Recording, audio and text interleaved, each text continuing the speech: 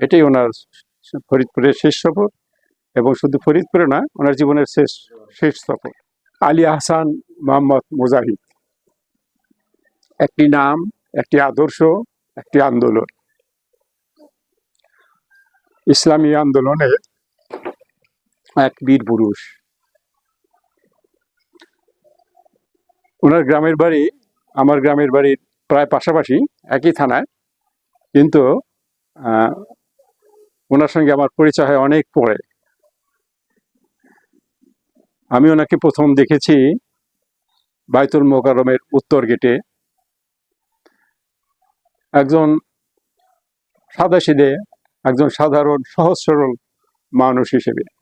শুনেছি তখন উনি নারায়ণগঞ্জ আদর্শ স্কুলের শিক্ষকতা করতেন। ওনাকে তখন আমি ঢাকা মহানগরীর আমির হিসেবে দেখেছি। এরপরে ওনার অনেক আলোচনা, অনেক বক্তব্য, ওনার সঙ্গে অনেক আন্দোলনে শরিক হওয়ার সুযোগ হয়েছে। সর্বশেষ যখন বাংলাদেশ জামাত ইসলামীর কেন্দ্রীয় নেতৃবৃন্দের বিরুদ্ধে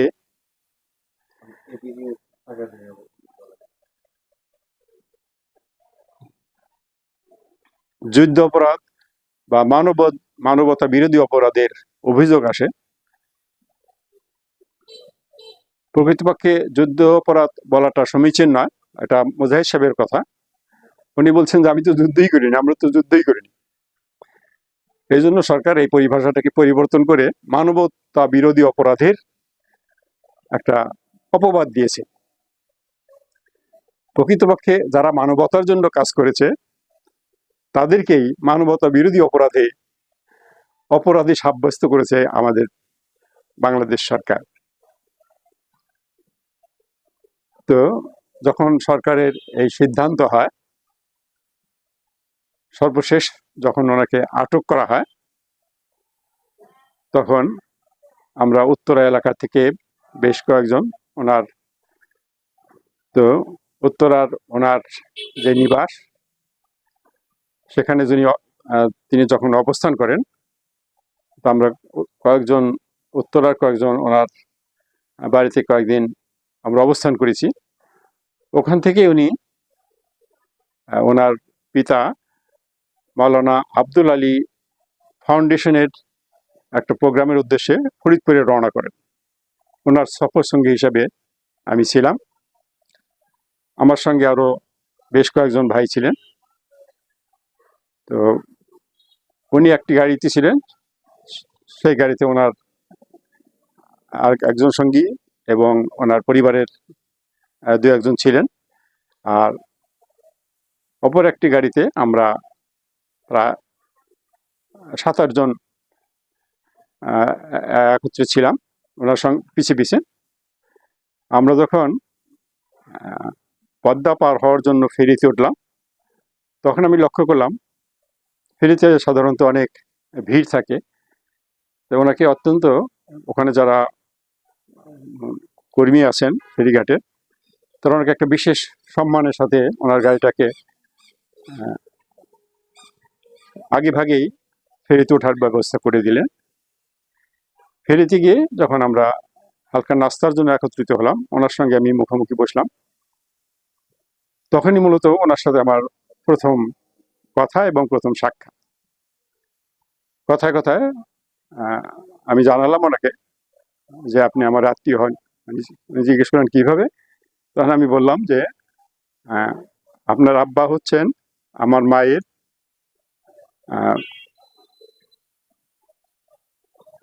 ফুপা, সেই হিসাবে আপনি আমার মামা হন। তো উনি বললেন যে আপনি আমার আত্মীয় হন, তা আগে কেন বলেন নাই? আমি বললাম যে এরকম বলার তো সুযোগ হয়নি, আপনার সঙ্গে একত্রে বসার সুযোগ হয় নাই, যদিও আন্দোলনের হিসাবে আপনাকে আমি আগে থেকেই চিনি। যাই হোক, তো এই সফরে ওনার ফরিদপুরের বাড়িতে আমরা পৌঁছলাম। সেটা হচ্ছে ওনার পিতা মাওলানা আব্দুল আলী সাহেবের অবস্থান তার নিজের তৈরি করা বাড়ি, যদি ওনার অরিজিনাল বাড়ি ছিল মানিকগঞ্জের হরিরামপুর থানা। তিনি পরবর্তীতে ফরিদপুরের খাবাসপুর গ্রামে ওখানে স্থায়ী নিবাস গড়েন। সেখানেই আমরা পৌঁছলাম।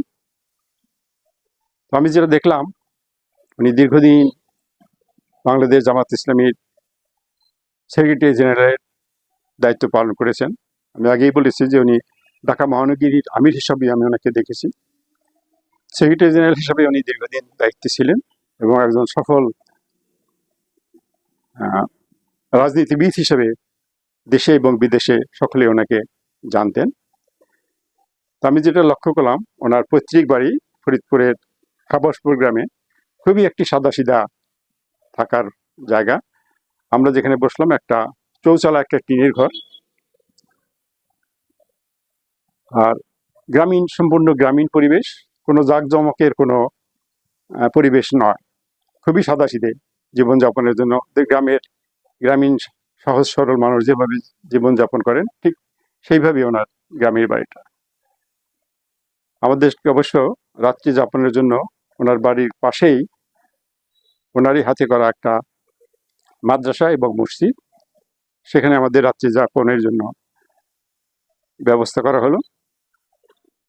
উনি যখনই যেখানে সফরে যান, তা কয়েক মিনিট আগে আমাদেরকে জানান, আমরা সাথে সাথে ওনাদের সঙ্গী হিসেবে প্রস্তুত হয়ে যাই। এভাবে উনি অনেক জায়গায় সফর করলেন। আশেপাশের বিভিন্ন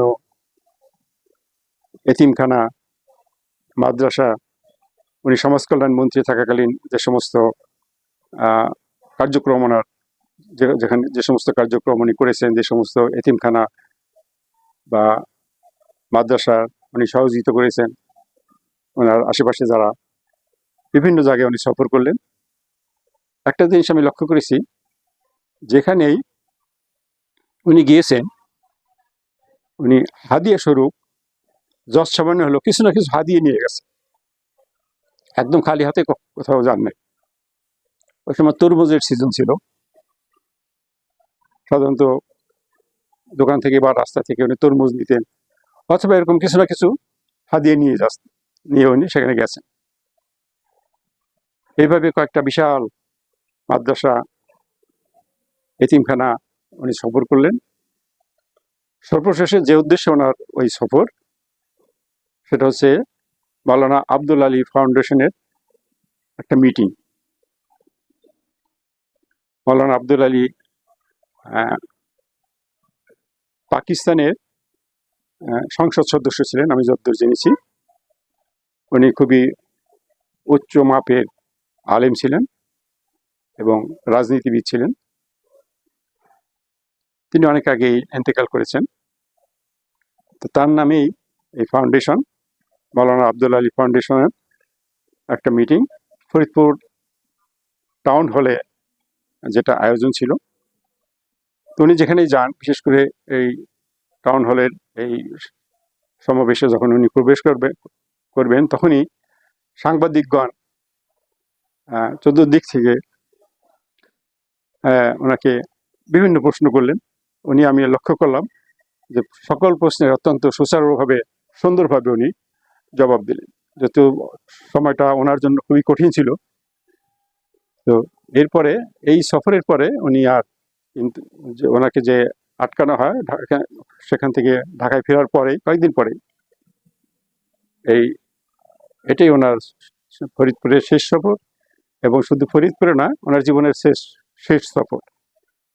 এর কিছুদিন পরেই উনি সহ বাংলাদেশ জামাত ইসলামীর আমির মাওলানা মতিয়ার রহমান নিজামী সাহেব এবং অন্যান্য নেতৃবৃন্দ, যেমন জনাব আব্দুল কাদের মোল্লা, মীর কাসিম আলী সাহেব, এইভাবে বাকিদেরকেও যখন একে একে গ্রেপ্তার করা হয়, আটকানো হয়, এরপরের ইতিহাস তো আমরা সকলেই জানি, যে একে একে সকলকেই ফাঁসির কাষ্টে ঝোলানো হয়, যা ছিল অত্যন্ত অনাকাঙ্ক্ষিত। আমি আগেই বলেছি যে যারা মানবতার জন্য সারা জীবন কাজ করেছেন, কষ্ট করেছেন, নির্যাতন সহ্য করেছেন, জেল জুলুম সহ্য করেছেন, মানুষের উন্নয়নের জন্য, মানবতার উন্নয়নের জন্য, ইসলামের বিজয়ের জন্য যারা কাজ করেছেন, প্রকৃত মানুষ গড়ে তোলার যারা কারিগর, তাদেরকেই মানবতার অপরাধী হিসাবে সাব্যস্ত করে তারা তাদের আমি বলবো তাদের প্রবোধের সিদ্ধান্ত তারা বাস্তবায়ন করেছে। এটা বাংলাদেশের জন্য কোনো কল্যাণ না, বরং বিরাট অকল্যাণই তারা সাধন করেছে। ওনারা জীবিত থাকলে বাংলাদেশকে আমরা আরো সুন্দরভাবে দেখতে পেতাম। ইসলামের একটি মডেল হিসেবে বাংলাদেশকে তৈরি করার ওনাদের যে প্রোগ্রাম ছিল, যে পরিকল্পনা ছিল, সেই পরিকল্পনা যদি বাস্তবায়ন করতে পারতেন, তাহলে আমরা বাংলাদেশকে আরো অনেক দূর অগ্রসর অবস্থায় পেতাম। একটা উদাহরণ বলি, আমার কথা শেষ করব। এটা বিশেষ করে মীর কাসেম আলী সাহেবের কথা আমি বলছি। প্রকৃতপক্ষে ওনার উদ্যোগেই ইসলামী ব্যাংক বাংলাদেশ এটা আমরা পেয়েছি। আপনারা জানেন, আমাদের দেশবাসী জানেন, সারা বিশ্ব জানে যে ইসলামী ব্যাংক আমাদের দেশের ব্যাংকগুলির মধ্যে প্রথম স্থান লাভ করেছে। ওনাদের দুনিয়া থেকে বিদায় করে দেওয়ার পর কিছুদিন আগেও এই ব্যাংকটাকে আমাদের দেশের সরকার এটাকে অপহরণ করেছে, আমি বলবো। অত্যন্ত ন্যাক্কারজনকভাবে এই বাংলাদেশের সর্বপ্রথম 1 নম্বর ব্যাংকটাকে তারা অপহরণ করে সেটাকে তছনছ করে ফেলেছে। হাজার কোটি টাকা সেখান থেকে তারা লুটপাট করেছে। এরপরও ব্যাংকটি তাদের যথাস্থানে টিকে আছে এবং তাদের জনপ্রিয়তার কোনো ঘাটতি ঘটেনি, বরং সর্বশেষ 5ই আগস্ট আমরা যে স্বাধীনতা লাভ করলাম, আমি বলবো যে এটাই হয়তো শেষ স্বাধীনতা নয়, আরো স্বাধীনতা হয়তো আমাদের বাকি আছে। আমরা এখনো স্বাধীনভাবে পরিপূর্ণ ইসলামের নিয়ম কানুন, ইসলামের মধ্যে আমরা নিজেদেরকে পরিচালিত করতে পারছি না।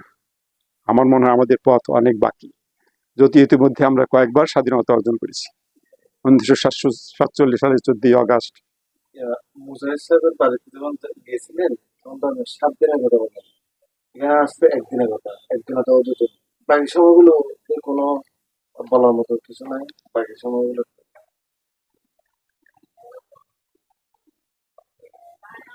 হ্যাঁ আছে, কিছু বলি না।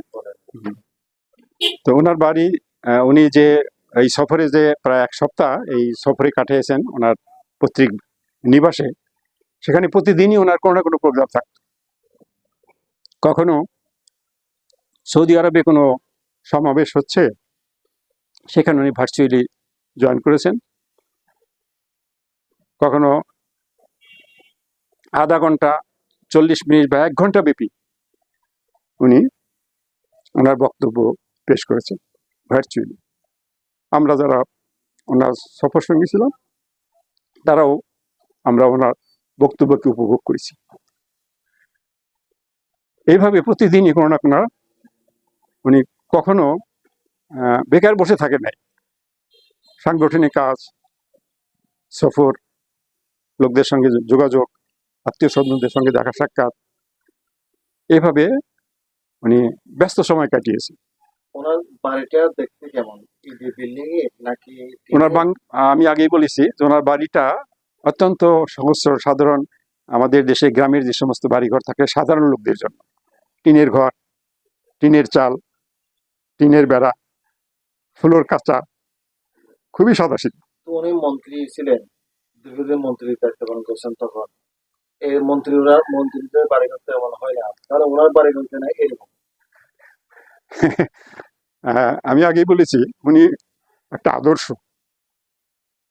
ইসলামী আন্দোলনের একটা মডেল, একটা নমুনা। ওনার পূর্ণ জীবনটাই সহজ সরল ভাবে কাটিয়েছেন উনি। আর উনি যে মন্ত্রী ছিলেন, এটা ওনার বাড়িতে ঢুকলে বোঝাই যায় না যে উনি মন্ত্রীর দায়িত্ব পালন করেছেন। খুবই সাদাসিধা ওনার বেশভূষা, ওনার চলন, ওনার খাওয়া দাওয়া সবকিছুই অত্যন্ত সাদাসিধা এবং সহজ। কোনো গরিমা বা কোনো এরকম কোনো অবস্থায় ওনার কোনো আচরণে, ওনার চালচলনে, ওনার জীবন ধারণে পরিলক্ষিত হয় না। সাধারণ মানুষের মতোই উনি চলাফেরা করেছেন। আচ্ছা, একটা বিষয়, উনি যে 7 দিন সফর করে চলে আসতেছিলেন ঢাকায়, তখন কি ওনার মুখ থেকে এমন কোনো কথা আপনি শুনছেন যে আমি হয়তো এটা আমার জীবনের শেষ, আশা এখানে আর আসবো না, এই জাতীয় কি কোনো বিষয়ে উনি ইঙ্গিত দিয়েছিলেন? না না, এরকম কোনো ইঙ্গিত আকার বা এমন কিছু বলা যায় না। উনি স্বাভাবিক ছিলেন, খুবই স্বাভাবিকভাবে ওনার কার্যক্রম উনি পরিচালনা করেছেন। তবে পাশাপাশি শুধু আমরাই ছিলাম না, আমাদের পাশাপাশি সবসময় আমি লক্ষ্য করেছি যে মোটরসাইকেল নিয়ে গোয়েন্দা বিভাগ লোক সবসময় ওনাকে অনুসরণ করতে। আমরা যখন যেখানে যাব, গোয়েন্দা বিভাগের ওই ভদ্রলোক আমাকে জিজ্ঞেস করতে, আপনারা এখন কোথেকে যাবেন? আমি বলতাম স্যার যেদিকে যায় আমরা ওনার সঙ্গে আছি, আমাদেরকে এইভাবে কোনো প্ল্যান উনি দেন না। তো আমরা বলতাম যে আমরা অমুক দিকে যতটুকু জানতে পারছি ওনাকে বলছি। আমরা পৌঁছানোর আগেই ওই গোয়েন্দা বিভাগের লোকদেরকে আমরা দেখেছি সেখানে উপস্থিত। তার মানে সম্পূর্ণটাই সরকারি নজরদারির ভিতরে উনি চলছেন আর কি, আমি যেটা বুঝলাম। তারপরেও ওনার চলাফেরা, ওনার আচার আচরণ, ওনার কথাবার্তা, ওনার যে আলোচনা বক্তৃতা সবই খুবই স্বাভাবিকভাবে, কোনো অস্বাভাবিক কোনো আচরণ, কোনো কথাবার্তা আমি লক্ষ্য করিনি। আপনি তার সাথে ছিলেন, আপনি তার 7 দিনে একসাথে হয়তো বা 2 বেলা ভাত খেয়েছেন, ওনার খাওয়া দাওয়ার তরকারি আইটেম গুলো কি ছিল, কি লাগতো? হ্যাঁ, খুবই স্বাভাবিক। আমরা সাধারণত বাড়িতে আহ, যেভাবে আমরা খাওয়া দাওয়া করি, যেভাবে নাস্তা করি, যেভাবে খাওয়া দাওয়া করি, ডাল ভাত মাছ এরকমই। অস্বাভাবিক কিছু মেহমানদারির যে একটা আলাদা ব্যবস্থা এরকম না। মানে স্বাভাবিক সাধারণ জীবনযাপন বলতে যা বোঝায় সেটাই ওনার সবকিছুর মধ্যে আমি লক্ষ্য করেছি। মানে মন্ত্রী হিসাবে অনেক বেশি খাওয়া দাওয়া, অনেক দামি দামি খাবার দাবারের আয়োজন। না না না না, এরকম কিছু না, খুবই স্বাভাবিক সাধারণ। তো এলাকার উনি যখন আমার বাড়িতে থাকতো, তখন এলাকার আশপাশের প্রতিবেশীরা ওনার সাথে দেখা করার জন্য আসতো কিনা? হ্যাঁ, এরকম দু একজন আসতো, খুবই যে ঝাঁকে ঝাঁকে আসতো এরকম না। সব গণ্যমান্য লোকেরা জনসঙ্গে একযোগে দেখা করার জন্য আসবে এরকম না, লোকজন আসতো, কথাবার্তা বলতো স্বাভাবিকভাবে। গ্রামের শহরের লোক গ্রামে গেলে যেরকম হয় ঠিক সেরকমই। মন্ত্রী হিসাবে আলাদা কোনো আহ, অবস্থা আমি লক্ষ্য করিনি। যদিও ওই সময় উনি মন্ত্রী ছিলেন না, কিছুদিন আগেই ছিলেন মন্ত্রী, ওই সময় মন্ত্রী ছিলেন না। ওটা তো তখন তো ওনার ইয়ের অবস্থা কি বলে, আহ, তখন মন্ত্রী তো ওনার ওখানে ওই সময় থেকে আর বেশ কিছুদিন আগেই মন্ত্রী তো চলে গেছেন আমাদের। কেন? এটা তো ওনাদের যে টার্ম ছিল সেটা তো ওই যে কি বলে, ওই যে লগি বৈঠার যে আন্দোলন করলো আওয়ামী লীগ, তখন তো এই ঘটনার পরের ঘটনা, সরকার ছিল না তখন, তখন বিএনপি সরকারে ছিল না। হ্যাঁ, তখন আওয়ামী লীগ সরকারে ছিল। যারা ওই যে তত্ত্বাবধায়ক সরকারের পরাজয়, হ্যাঁ, পরের খবর। হ্যাঁ, আওয়ামী লীগ যখন ক্ষমতা আসছে তখন। সরকার ক্ষমতা যাওয়া। জি জি, আওয়ামী লীগ ক্ষমতা আসছে তখনকার ঘটনা এটা। তাহলে এই 7 দিনের মোটামুটি কথা হচ্ছে এটাই, যে 7 দিন আপনাকে শুরু থেকে শেষ পর্যন্ত আপনি ছিলেন, আপনি দেখেছেন, দেখার ঘটনাগুলো আজকে আমাদের সাথে শেয়ার করছেন। জি জি। এছাড়া কোনো ঘটনা বাদ পড়ছে কিনা আপনি একটু মনে করে চিন্তা করে দেখেন তো, কোনোদিন কোনো 7 দিনের মধ্যে এমন কোনো ঘটনা আছে কিনা যেটা আপনার এই মুহূর্তে বাদ গেছে? কোথায় গেছেন বা তারপরে কথা বলতে কি, অথবা কোনো ঘটনা? হ্যাঁ, এরকম অনেক ঘটনাই আছে। যেমন একদিন উনি আহ, আহ, ফরিদপুর বার কাউন্সিলের সেক্রেটারি সাহেবের বাড়িতে গেলেন। তো আমি আগেই বলেছি উনি আমার আত্মীয়। তো উনি যে সেক্রেটারি সাহেবের সাথে কথা বললেন, সে আমার অনেক বয়সে আমার অনেক ছোট। উনি আমাদের বাড়িতেও বেড়াইছেন, আমি ওনাদের বাড়িতে বেড়াইছি, সেই হিসেবে ওনার সাথে আমার আগেই পরিচিত। তো উনি যখন তার সাথে কথা বললেন, তো ফাঁকে ফাঁকে আমিও ওনার সঙ্গে কথা বললাম, আমার নিজস্ব কথা আর কি। তো তখন উনি বুঝতে পারলেন যে আমি ওনার প্রকৃতপক্ষে ঘনিষ্ঠ আত্মীয়। এইভাবে আহ, ওই ওই ভদ্রলোকের বড় ভাই, উনিও অনেক পুরানো উকিল, ঢাকা হাইকোর্টে উনি প্র্যাকটিস করতেন। তখন উনি আর প্র্যাকটিস অবস্থায় ছিলেন না, বাড়িতে অবসর অবস্থায় ছিলেন। তার সাথে উনি গল্প করলেন, আলাপ করলেন, বিভিন্ন বিষয়ে, রাজনৈতিক বিষয়ে আলাপ করলেন। এবং আমিও আত্মীয় হিসেবে সেই ভদ্রলোকের সাথে, ওনার নাম হলো নুরুদ্দিন সাহেব, অ্যাডভোকেট নুরুদ্দিন সাহেব, আমি তাকে মামা বলতাম। তো আমি মামা হিসেবে তার সঙ্গে কথাবার্তা বললাম। আমি আগে থেকে আমাকে চিনতেন। এভাবে যখনই যেখানে গেছেন, উনি সকলের সাথে খুব আহ, ঘনিষ্ঠতা আমি লক্ষ্য করেছি। দুঃসম্পর্ক আত্মীয় অথবা নিকট আত্মীয় সকলের সঙ্গেই উনি খুবই স্বাভাবিকভাবে আহ, সম্পর্কে মেনে চলে। হ্যাঁ, সম্বোধন করতেন এবং আহ, তাদেরকে খুব কাছের মনে করতেন। যদ্দূর সম্ভব এই এক সপ্তাহের মধ্যে উনি ওনার আত্মীয় স্বজন এবং পাড়া প্রতিবেশী অনেক লোকের সাথে উনি এইভাবে দেখা সাক্ষাৎ করেছেন, তাদের সঙ্গে কথাবার্তা বলেছেন।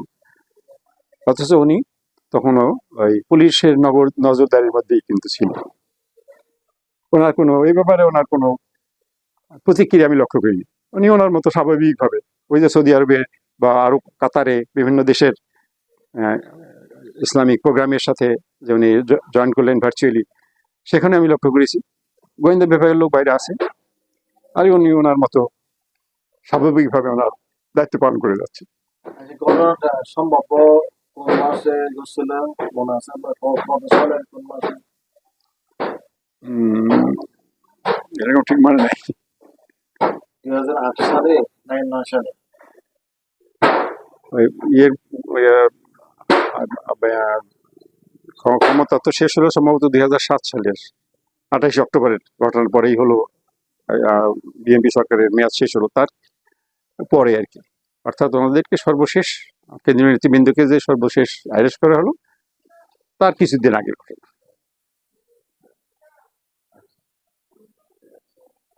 আর কি কিছু বলবেন? তো এই সব ওনাদের সাথে চলাফেরা করে আমার যেটা যতটুকু আইডিয়া হয়েছে সেটা হচ্ছে যে ইসলামী আন্দোলনের সাথে যারা থাকবে তাদের এরকম ঝক্কি ঝামেলা থাকবেই। এই সব কিছু অতিক্রম করে ইসলামী আন্দোলনকে সামনের দিকে এগিয়ে নিয়ে যেতে হবে। এটাই ওনাদের কাছ থেকে আমি যেটা শিখলাম আর কি। কোনো কিছুকে অস্বাভাবিক মনে করা, তা না করে স্বাভাবিকভাবে আমাদের নিজ নিজ দায়িত্ব পালন করে দেওয়া। আমি লক্ষ্য করেছি ওই সময়ের মধ্যে উনি ওনার দায়িত্ব যথাযথভাবে পালন করেছে। যখন যেখানে গেছেন ওনার যে দায়িত্ব, ওনার দায়িত্বশীলতার সাথে উনি কথাবার্তা বলেছেন, আলাপ আলোচনা করেছেন, পরিবারের সদস্যদের সাথে উনি এইভাবে আচার ব্যবহার করেছেন। আচ্ছা, ঠিক আছে, ধন্যবাদ আপনাকে। জি, ধন্যবাদ।